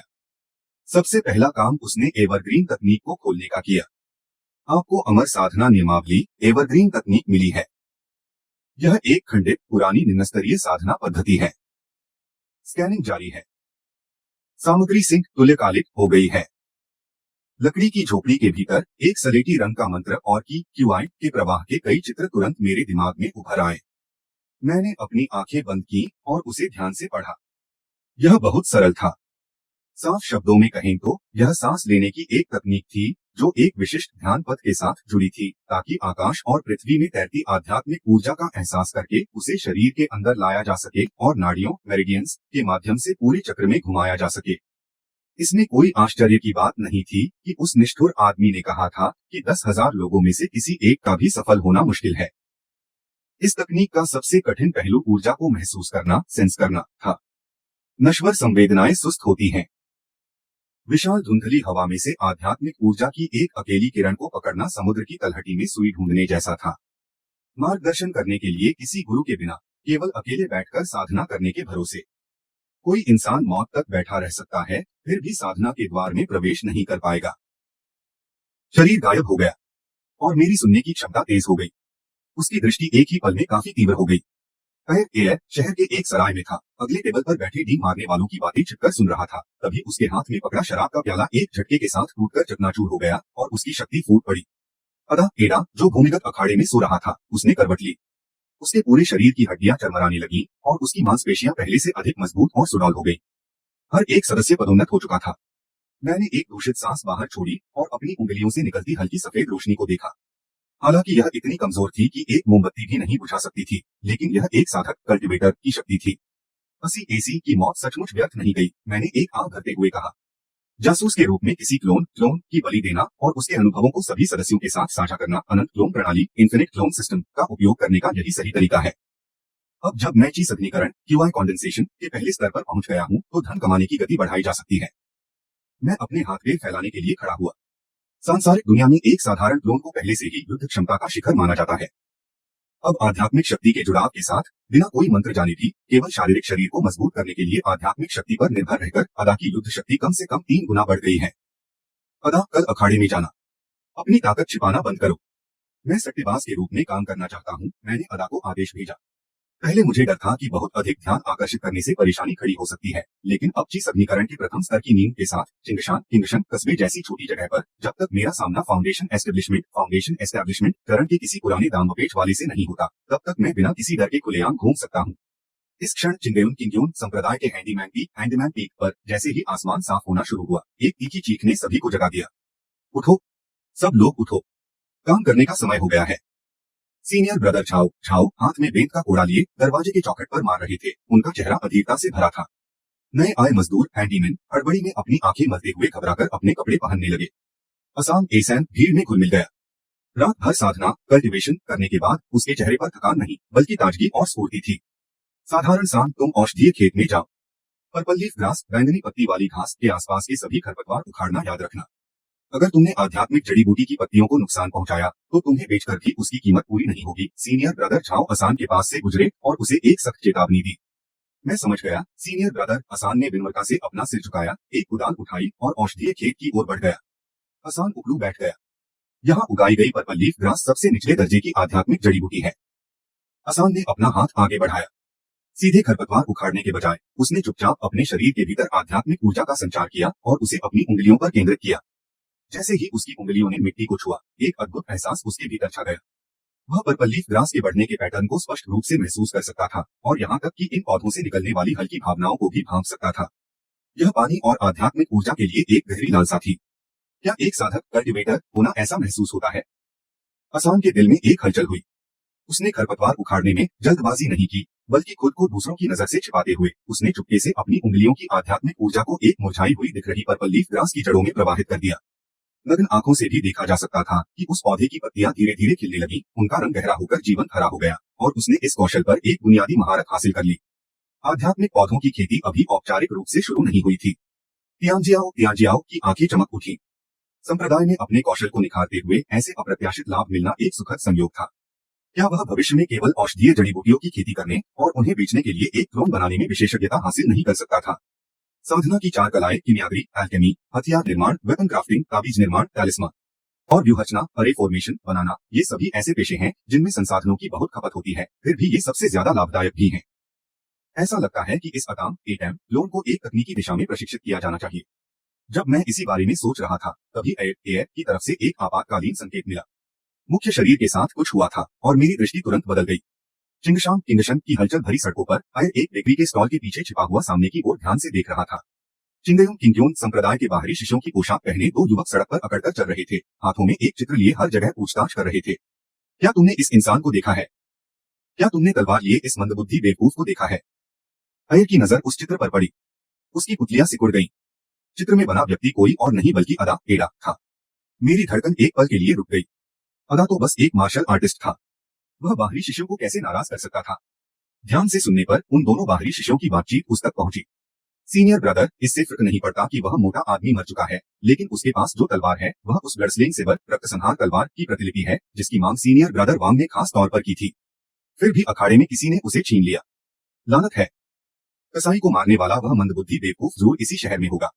सीनियर ब्रदर वांग ने कहा है, तलवार हर हाल में वापस मिलनी चाहिए और उस आदमी को भी साथ लाया जाना चाहिए। उस बेवकूफ का शरीर काफी मजबूत है। वह हमारी दवाइयों के परीक्षण के लिए इंसान के रूप में एक बेहतरीन जरिया बनेगा। दवाइयों के परीक्षण वाला शिष्य, मेडिसिनल ट्रायल डिसाइपल। इन चार शब्दों को सुनते ही मेरी नजरें पैनी हो गई, क्योंकि मुझे याद आया कि चिंगयुन संप्रदाय में असान एसन ने इनका जिक्र किया था। यह एक मामूली नौकर से भी कहीं अधिक दयनीय अस्तित्व है। रसायन शास्त्रियों एल्केमिस्ट्स द्वारा नई दवाइयों के जहरीलेपन का परीक्षण करने के लिए इंसानों को जिया बनाया जाता है। 10 में से 9 की मौत जहर से ही हो जाती है। उनकी मेरे लोगों पर हाथ डालने की हिम्मत हुई। मैं ठंडी हंसी हंस पड़ा। चूंकि एसी अभी अभी मारा गया था, मुझे अवतार को बदलने के लिए और पैसे जुटाने का एक बहाना चाहिए था। घास-फूस की झोपड़ी में अपनी आंखें मूंदकर आराम कर रहे अदा के जरिए मैंने उस अवतार को सीधा आदेश दिया, अखाड़े में मत जाओ। शाम ढलते ही शहर की दीवारों के बाहर इन दोनों डिलीवरी शिष्यों पर हमला कर दो। ब्रिस्तान में पेड़ अजीब और डरावने आकारों में मुड़े तुड़े उगे हुए थे। सूखी टहनियों से कौवे दर्दभरी आवाज में कावकाव कर रहे थे। हवा सड़ती पत्तियों की गंध और सड़न की बदबू से भारी थी। अदा ने अपने कदम रोक लिए और नक्काशी वाले एक टूटे हुए मजारे पत्थर टुम्बस्टोन के सामने खड़ा हो गया। वह पीछे मुड़ा, उसका बड़ा और सीधा साधा चेहरा किसी भी भाव से रहित था। वह एक कठपुतली की तरह था जो आदेशों के पालन के अलावा कुछ नहीं जानता था। कुछ ही दूरी पर रोशनी की दो किरणें नीचे उतरी और पेड़ों की चोटियों पर आटिकी। बेवकूफ, क्या यह सच में तुम हो? बोलने वाला चिंगयुन संप्रदाय के बाहरी शिष्य के नीले वस्त्र पहने एक नाटा मोटा आदमी था। वह हाथों में कागज का बंडल थामे हाँफ रहा था। उसके बगल में लंबा पतला युवक चेहरे पर गहरी अधीरता का भाव लिए खड़ा था। चाओशिया एक्साएओशिया एक उड़ती हुई तलवार पर सवार था जो जमीन से 3 फीट ऊपर हवा में तैर रही थी। उनमें से किसी के पास भी एक सच्चे साधक कल्टिवेटर का प्रभाव नहीं था। उनके लिए साधारण इंसान गाजर मूली से ज्यादा कुछ नहीं थे जिन्हें काटा जा सके। भले ही यह खास इंसान बाकी लोगों से थोड़ा ज्यादा मजबूत हो, इसका मतलब सिर्फ तलवार के कुछ अतिरिक्त वार होंगे। झोपड़ी में बैठे बैठे मेरी दृष्टि बदल गई और अदा ने उन दोनों के चेहरे के हर सूक्ष्म भाव को साफ तौर पर देखा। साधारण एचियो के रूप में मैंने अपने मुंह में कड़े पके हुए बंद का आधा हिस्सा चबाया। मेरी आंखें बर्फ की तरह ठंडी हो गई। एक साधारण इंसान के हाथ में भी तलवार होती है। उसने बिना किसी चेतावनी के हमला कर दिया। अदा के पैरों के नीचे की मिट्टी अचानक फट पड़ी। उसका पूरा शरीर तोप से छूटे गोले की तरह आगे की ओर फेंका गया। वह जान से मारने के इरादे से सीधे उस नाटे मोटे आदमी की तरफ तेजी से बढ़ा। मोटे आदमी ने कभी उम्मीद नहीं की थी कि यह बेवकूफ विरोध करने की हिम्मत करेगा। उसके चेहरे की चर्बी फड़क उठी और उसके दाहिने हाथ ने एक मुद्रा बनाई। उसकी कमर में बंधी उड़ती हुई तलवार सीटी बजाती हुई बाहर निकली, हालांकि वह बहुत पास स्थित थी। इसके अलावा उसका इरादा सिर्फ अदा के अंगों को काट अलग करने का था, ताकि उसे उसके महत्वपूर्ण अंगों पर वार करने के बजाय जिंदा पकड़ो। उड़ती हुई तलवार ठंडी रोशनी की एक लपक में बदल गई और ताजा खून हवा में बिखरते ही अदा एडा के बाएं कंधे को तुरंत भेद गई। एक साधारण इंसान के लिए यह अकेला वार ही उसे गर्द से जमीन पर तड़पने और लड़ने की पूरी ताकत छीन लेने के लिए काफी होता। फिर भी अदा की भवों पर एक शिकन तक नहीं आई। अपने सुन्न पड़ चुके दर्द के एहसास के प्रभाव में उसके शरीर ने चोट की गंभीरता को नजरअंदाज कर दिया। नाटे आदमी के चेहरे से अचरज का भाव मिटता उससे पहले ही अदा रुका नहीं। केवल अपने मांस और हड्डियों के दम पर तलवार को वहीं फंसाए रखने के लिए उसकी मांसपेशियां तेजी से सिकुड़ गईं और ताजा खून तेजी से बाहर बहने लगा। उस गति का लाभ उठाते हुए उसकी चाल धीमी नहीं पड़ी बल्कि और तेज हो गई और पलक झपकते ही वह अपने विरोधी के आमने सामने आ खड़ा हुआ। नाटा आदमी घबरा गया और बदहवासी में पीछे की ओर भागा। उसके हाथ किसी ताबीज टैलिस्मान को खोजने के लिए बेसुध होकर टटोलने लगे, पर बहुत देर हो चुकी थी। ओखली जितना बड़ा एक हाथ आंधी जैसी तेज हवाओं की सरसराहट के साथ सीधे उसके गले पर जाकर लगा। इस मजारे पत्थर वाले कब्रिस्तान में हड्डियों के टूटने की साफ आवाज बहुत भयानक और तीखी थी। नाटे आदमी की आंखें तुरंत खून से लाल हो गईं और अपनी कोटरों से बाहर निकल आईं। उसके दोनों हाथ उसके टूटे हुए गले पर थे, जहां से वह सिर्फ सांस छोड़ पा रहा था, एक भी सांस खींचने में असमर्थ। वह ढीला पड़कर गिर गया और अपनी मौत के आखिरी पल तक वह यह समझ ही नहीं पाया कि उड़ती हुई तलवार से कंधा छिद जाने के बाद भी कोई इंसान ऐसे कैसे मारना जारी रख सकता है, जैसे कुछ हुआ ही न हो। उसके बगल में खड़ा लंबा पतला युवक डर के मारे बदहवास हो गया। यह कोई साधारण साधक कल्टीवेटर नहीं था, यह साफ तौर पर इंसान की खाल में कोई जंगली दरिंदा था। पीछे हटो, लंबे युवक ने बिजली की गति से प्रतिक्रिया दी और तुरंत एक लाल रंग का भड़कता हुआ ताबीज आगे फेंका। अदा की छाती पर एक तसले के आकार का आग का गोला फटा। लपटें गरजने लगी और अदा के शरीर के कपड़े तुरंत जलकर राख हो गए। उसकी झुलसी हुई त्वचा मुड़ने और काली पड़ने लगी। हवा में एक जी मिचलाने वाली तीखी बदबू फैल गई। लंबे युवक ने राहत की सांस ली। फायरबॉल ताबीज से सीधा वार सहने के बाद तुची रिफाइनिंग क्यूआई रिफाइनिंग के दूसरे स्तर का शारीरिक साधक भी ढेर हो जाता। लेकिन अगले ही पल उसने अपनी जिंदगी का सबसे भयानक मंजर देखा। लपटों के बीच वह भारी भरकम आदमी बिना किसी भाव के खड़ा रहा। उसके मुंह से एक चीख तक नहीं निकली। उड़ते धुएं के साथ उसका पूरा शरीर सुलग रहा था। अंगारे अभी भी उसकी त्वचा से ऐसे चिपके थे जैसे नरक की गहराइयों से कोई शैतान रेंगता हुआ बाहर आ रहा हो और वह अपनी बाहें फैलाकर आगे की ओर झपटा। सिरफिरे, क्या तुम पागल हो? लंबे युवक ने अपनी तलवार को उड़ने का आदेश देने की कोशिश की, लेकिन बहुत देर हो चुकी थी। लोहे की छड़ों जैसी मजबूत जलीकाली हाथों की जोड़ी ने उसकी कमर को कसकर जकड़ लिया। उसकी सुरक्षात्मक आध्यात्मिक रोशनी प्रोटेक्टिव स्पिरिचुअल लाइट 2 बार झिलमिलाई, लेकिन अदा की उस बर्बर और कुचल देने वाली ताकत के आगे वह चरमराने लगी, मानो अब और दबाव सहने में असमर्थ हो। लड़ाई की तकनीकों का कोई ज्ञान न रखते हुए भी अदा ने अपना सिर झुकाया और पत्थर जैसे सख्त अपने सिर से लंबे युवक के चेहरे पर जोरदार वार किया। सुरक्षात्मक रोशनी पूरी तरह से चकनाचूर हो गई। लंबे युवक की नाक की हड्डी बैठ गई और उसका चेहरा खून से लथपथ हो गया। तीसरे वार तक लंबे युवक की सांसें थम गईं, उसका सिर एक तरफ ढुलक गया और उसकी गर्दन एक भयानक कोण पर मुड़ गई। अंगारों की हल्की चटकन को छोड़कर वह कब्रिस्तान पूरी तरह से सन्नाटे में डूब गया। मैं बिस्तर पर औंधे मुंह पड़ा था, ठंडे पसीने में लथपथ, और मेरा दिल मेरी पसलियों से टकरा रहा था। यह पहली बार था जब मैंने वास्तव में किसी साधक को मारा था। कोई मार्शल आर्ट का अभ्यास नहीं, कोई दोस्ताना मुकाबला नहीं, बल्कि जिंदगी और मौत की एक असली लड़ाई। मैंने एक गहरी सांस ली, अशांत भावनाओं के उफान को दबाया और तेजी से अपना अंतिम आदेश जारी किया। अदा की जीवन शक्ति पूरी तरह खत्म हो चुकी थी। उसका बायां कंधा छिदा हुआ था, उसके अंदरूनी अंग क्षतिग्रस्त हो चुके थे और उसके शरीर का 60% से अधिक हिस्सा जल चुका था। फिर भी वह जिंदगी से चिपका हुआ था। कांपते हाथों से अदा ने हाथ आगे बढ़ाया और कुछ पलों के लिए दोनों लाशों को टटोला। उसने उड़ती हुई तलवार और उसके साथ साथ 2 स्लेटी रंग के स्टोरेज बैग भी उतार लिए। रक्तसंहार तलवार ब्लडस्लेइंग सेबर जमीन पर पड़ी हुई थी। अपनी बची कुची आखिरी ताकत के साथ उसने उन्हें पास की झाड़ी में छिपे एक खोखले पेड़ के अंदर फेंक दिया। फिर लोहे के मीनार जैसा यह आदमी तने के सहारे झुक गया और जमीन पर फिसल गया। अदा एडा के अंतिम सांस लेते ही उसका सिर नीचे झुक गया। मौत का कारण गंभीर रूप से जलना, अंदरूनी गहरी चोटें और बहुत ज्यादा खून बहना। वह अब पुनर्जीवन रिसरेक्शन के कूलडाउन में प्रवेश कर रहा है। संवेदी रुकावट की 12 घंटे की अवधि शुरू हो गई। मैं अपने बिस्तर पर औंधे मुंह गिर पड़ा, ऊपर अंधेरे शहरों को एक तक घूरता रहा। अचानक मेरे चेहरे पर एक मुस्कान फैल गई। मेरे गले से निकलती हंसी और तेज हो गई, जिसमें पागलपन और विजय का भाव खुला हुआ था।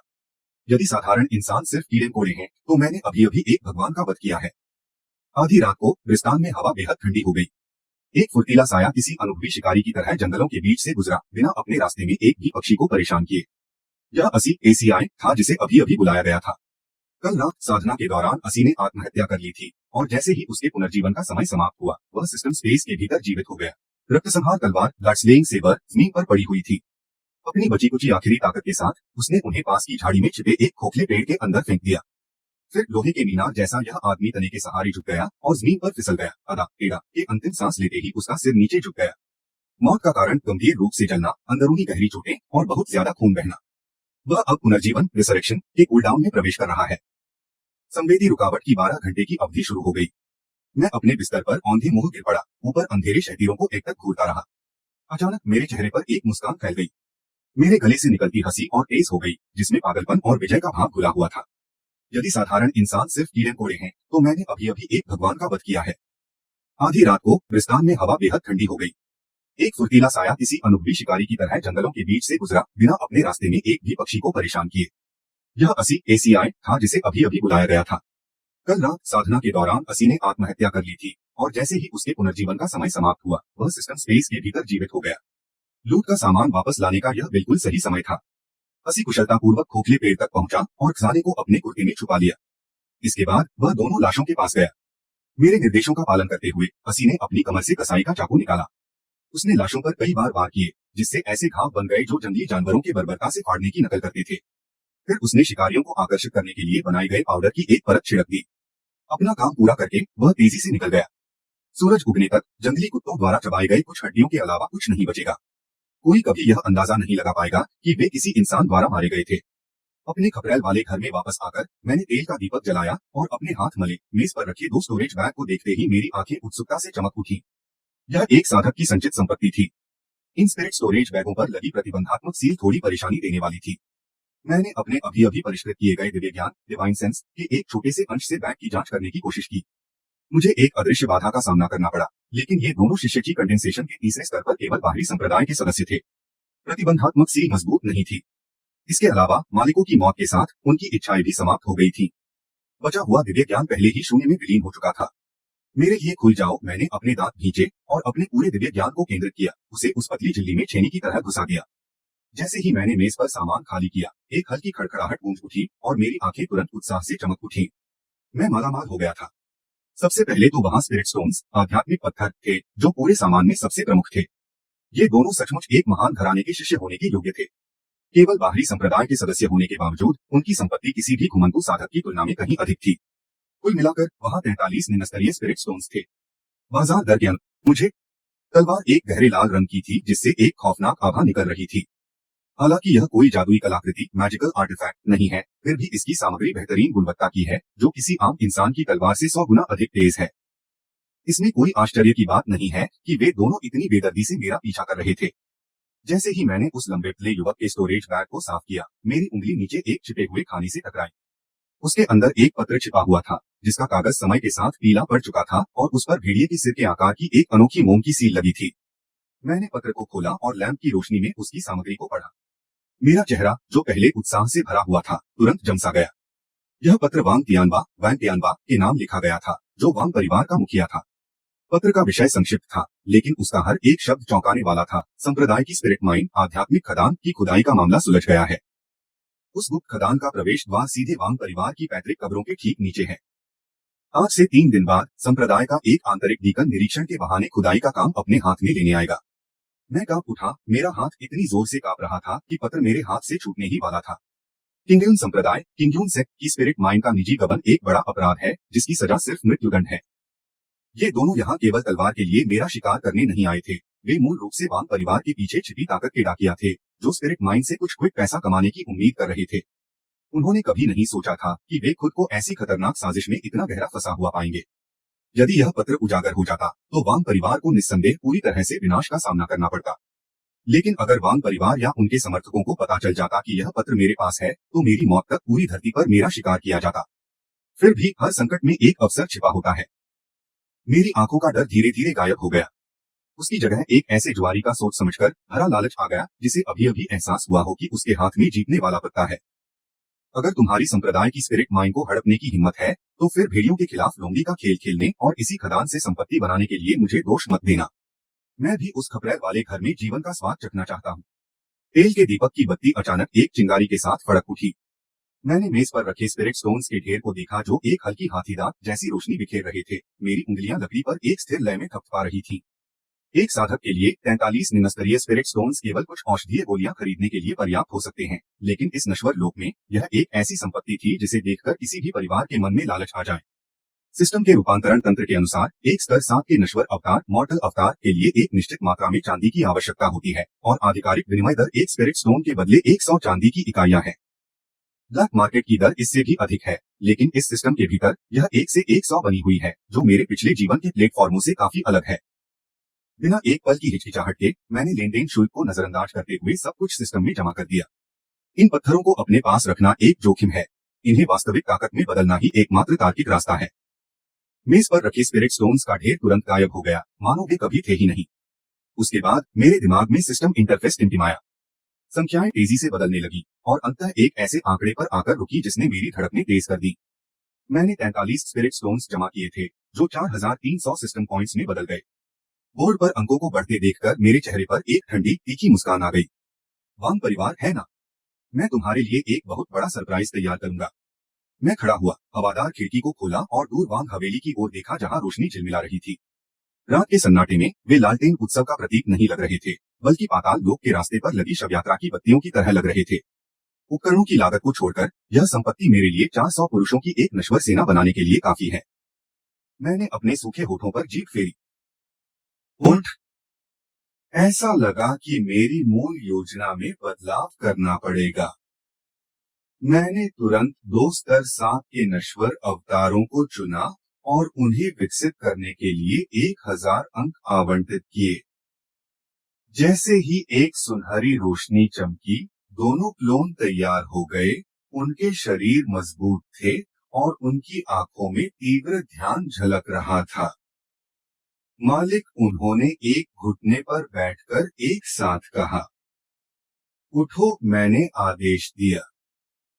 मैंने उन्हें 2 मैनुअल थमा दिए, फायरबॉल तकनीक और वाइंड राइडिंग आर्ट। इन्हें जितनी जल्दी हो सके सीखो, समय बहुत कम है। क्लोन ने चुपचाप सिर हिलाया, पुस्तकें ली और फर्श पर चौकड़ी मारकर बैठ गए, खुद को साधना में लीन कर लिया। इन क्लोन के पास असाधारण समझ थी। 1 घंटे के भीतर उन्होंने मंत्रों की बुनियादी अवधारणाओं पर पूरी तरह से महारत हासिल कर ली। इसके बाद मैंने 4 और स्तर 7 के अवतार बनाने के लिए 2000 अंक और खर्च किए। इन चारों को वांग परिवार की हवेली को घेरने और उनकी हर हरकत पर कड़ी नजर रखने का काम सौंपा गया था। डीकन के आने से पहले मुझे उनकी हर चाल जाननी थी। बाकी बचे 1300 अंकों को मैंने आपातकालीन स्थिति के लिए सुरक्षित रखा। सारी तैयारियां करने के बाद मैं खिड़की के सहारे टिक गया और क्षितिज को धीरे धीरे सफेद होते देखने लगा। 3 दिनों में तूफान आएगा, मैं फुसफुसाया। सुबह हुई और चिंगशान शहर धीरे धीरे जीवंत हो उठा। दोनों साधकों की मौत की खबर अभी फैली नहीं थी, लेकिन वांग परिवार की हवेली में माहौल असामान्य रूप से तनावपूर्ण था। जगह जगह गार्ड तैनात थे और उनके चेहरे गंभीर थे। मेरे क्लोन ने वापस आकर रिपोर्ट दी। वांग तियानबा ने एक गुप्त बैठक के लिए परिवार के सभी बुजुर्गों को बुलाया था, जो पूरी सुबह चली। कोई नहीं जानता था कि क्या चर्चा हुई, लेकिन बैठक के बाद पीछे के पहाड़ पर स्थित पैतृक कब्रों की ओर बड़ी संख्या में गार्ड तैनात कर दिए गए। यह रिपोर्ट सुनकर मेरे होठों पर एक ठंडी मुस्कान तैर गई। वे डीकन के लिए पहले से ही जगह तैयार कर रहे हैं। कितने कुशल हैं। अगले 2 दिनों तक मैं अपने घर के अंदर ही रहा, अपने क्लोन के माध्यम से स्थिति पर नजर रखते हुए अपने दिव्य ज्ञान का अभ्यास करता रहा। वांग परिवार पीछे के पहाड़ पर दिन रात काम कर रहा था। पैतृक कब्रों के जीर्णोद्धार के बहाने एक बड़ा घेरा बना रहा था। इस बीच मेरे दो क्लोन जिन्होंने फायरबॉल तकनीक और वाइंड राइडिंग आर्ट सीखी थी, वे उसमें माहिर हो चुके थे। उनकी युद्ध क्षमता में कई गुना वृद्धि हुई थी। अंततः तीसरा दिन आ ही गया। गलत, फिर भी गलत। नंबर 6 के दोनों हाथ अब मांस का लोथड़ा बन चुके थे और उसका चेहरा कागज की तरह पीला पड़ा हुआ था। फिर भी वह एक मशीन की तरह हाथ की मुद्राओं हैंड सील्स को दोहराता रहा। आखिरकार 17वें प्रयास में इस बार अपने पैर के अंगूठे का उपयोग करते हुए आध्यात्मिक ऊर्जा के उस प्रचंड प्रवाह को अपना मार्ग मिल ही गया। नंबर 6 के पैर के अंगूठे से सीधे एक चमकदार लाल आग का गोला फायरबॉल निकला। उसकी शक्ति बहुत विशाल थी और दूरी बहुत कम। इससे पहले कि नंबर 6 उस आग के गोले को छोड़ पाता, उसके शरीर का निचला हिस्सा पलक झपकते ही लपटों में घिर गया। एक साधक कल्टीवेटर की अग्नि के आगे एक साधारण नश्वर शरीर अत्यंत सूक्ष्म और नाजुक होता है।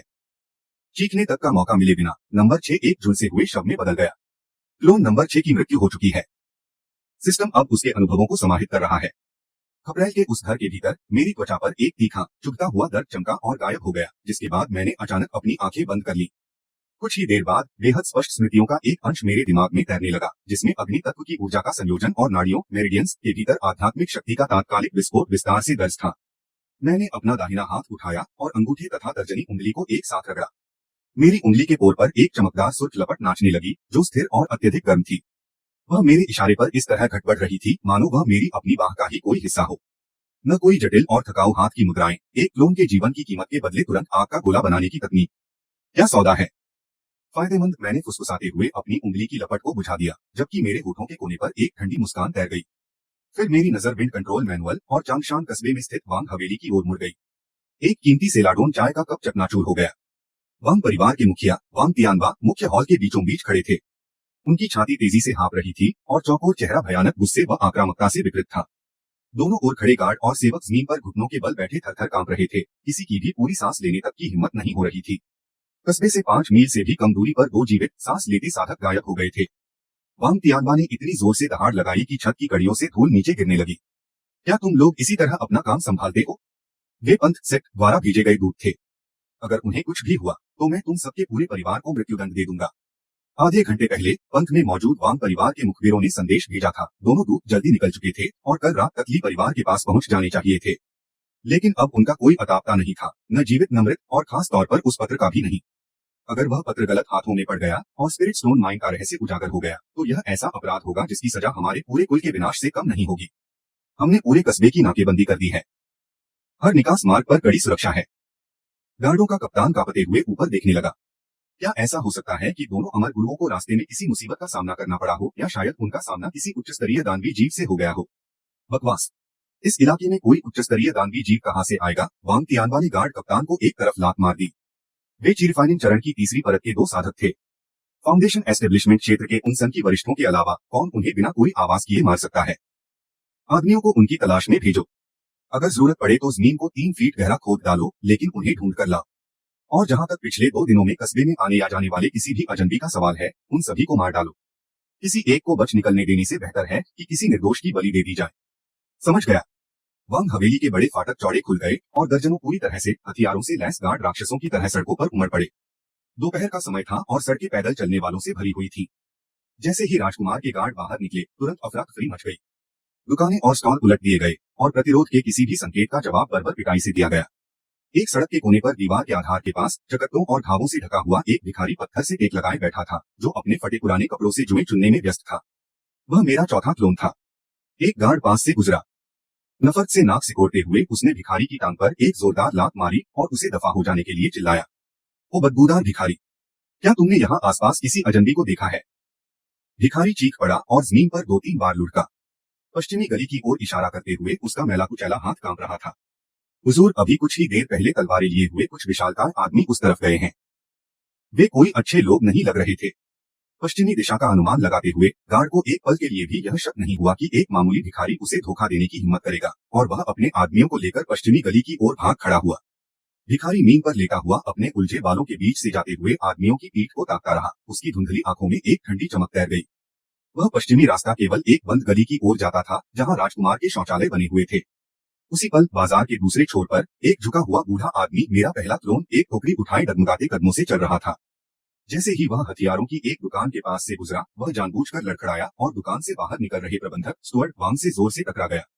क्या तू अंधा है, बूढ़े कुत्ते? क्रोधित होकर स्टुअर्ट ने मारने के लिए हाथ उठाया, लेकिन बूढ़े ने उसकी आस्तीन को कसकर पकड़ लिया और जोर जोर से रोना चिल्लाना शुरू कर दिया। अरे भगवान, इसने तो मुझे मार ही डाला। स्टुअर्ट वांग एक आम आदमी का खून कर रहा है। सब लोग आओ और देखो। आसपास मौजूद भीड़ ने तुरंत उन्हें घेर लिया और लोग उंगलियां उठाकर फुसफुसाने लगे। कुछ ही मिनटों बाद बूढ़ा मुआवजे के कुछ सिक्के मुट्ठी में भींचे अपने आंसू पोंछता और कांपता हुआ भीड़ से पीछे हट गया। जैसे ही वह एक सुनसान गली में मुड़ा, उसकी झुकी हुई पीठ तुरंत सीधी हो गई। खपरैल वाले घर के भीतर से मैं इस नजारे को देख रहा था। एयरलोंग ने सहमति में सिर हिलाया। राजकुमार की सेना उजाले में थी, जबकि मैं अंधेरे के साए में था। एक तरफ भिखारी को दुश्मन का ध्यान भटकाने का निर्देश देना, दूसरी तरफ बूढ़े को हंगामा खड़ा करने का आदेश देना और खुद अपने असली शरीर के साथ घर में बैठकर चाय की चुस्कियां लेना, इस सब ने मुझे किसी बड़े उस्ताद ग्रैंड मास्टर की तरह पर्दे के पीछे से डोरियां हिलाने का अद्भुत और रोमांचक एहसास कराया। अभी मत हिलना, मैंने अपनी चेतना के माध्यम से आदेश भेजा। रात होने तक इंतजार करो। इसके अलावा आसाम की तरफ से भी कुछ खबर है। दृश्य बदलकर चिंदेउन पंथ के अल्केमी हॉल औषधि भवन में पहुंच गया, जहां का तापमान बाहर से 10 डिग्री से भी अधिक था। कांसे की एक विशालकाय भट्टी के नीचे जमीनी आग प्रचंडता से धधक रही थी। एक साधारण मजदूर के सलेटी कपड़ों में आसाम, जिसका चेहरा कालिक से पुता हुआ था, भट्टी के पास उपरू बैठा था। उसके हाथ में आग उड़ेलने वाली छड़ थी और उसकी निगाहें कड़ाही के भीतर बदलती लपटों पर पूरी तरह केंद्रित थी। कुछ ही दूरी पर संकी एल्डर बूढ़ी एक एक करके दिव्य जड़ी बूटियों को गोली पिल बनाने वाली भट्टी में डाल रहे थे। एल्डर बूढ़ी अचानक चिल्लाए कि आग को थोड़ा और बढ़ाया जाए। आसाम की कलाई हल्की सी हिली और ताड़ के पंखे की गति तुरंत बढ़ गई, जिससे नापेतुले अंदाज में धौंकनी में हवा जाने लगी। जमीनी लपटें पीछे खींचे जाने से पहले 10 फीट की ऊंचाई तक उठी। 3 सांसों के समय के बाद भट्टी खोली गई। आसाम ने तुरंत अपना हाथ रोक लिया। उसकी हरकतें किसी अनुभवी उस्ताद की तरह सटीक थीं। एल्डर बूढ़ी ने उस मामूली सेवक की ओर हल्के आश्चर्य से देखा, जो आमतौर पर शांत और कम बोलने वाला रहता था। लपटों पर इस लड़के का नियंत्रण वाकई एक कुदरती देन था, जो पंजीकृत शिष्यों के अनाड़ी प्रयासों से कहीं बेहतर था। हालांकि वे यह नहीं जानते थे कि आसाम के पंखे का हर एक झटका मेरे और मेरे अन्य क्लोनों द्वारा की गई बारीक गणनाओं का परिणाम था। एल्डर बूढ़ी ने अपनी हथेली से भट्टी पर प्रहार किया। ढक्कन उड़ गया और 3 गोलमटोल औषधीय गोलियां बाहर निकलकर नीलम जेड की बोतल में जा गिरी। गोली में अभी भी आग की थोड़ी कमी रह गई थी। बूढ़ी ने अपने हाथ में रखी गोलियों को देखा और उनकी ताकत से अभिभूत होकर मन ही मन आह भरी। सहायक जड़ी बूटियां इस ऊर्जा को दबाने में असमर्थ रही। काश वह आंतरिक पंथ के प्राचीन ग्रंथ की जलग्रहण विधि, वाटर स्वॉलोइंग मेथड, जानता। अनजाने में कहे गए शब्द अक्सर सुनने वालों के कानों तक पहुंच ही जाते हैं। कोने में बैठे आसाम ने महसूस किया कि उसके कान खड़े हो गए हैं। चांगशांग कस्बे में जहां मैं बैठा था, मेरी आंखें चमक उठी।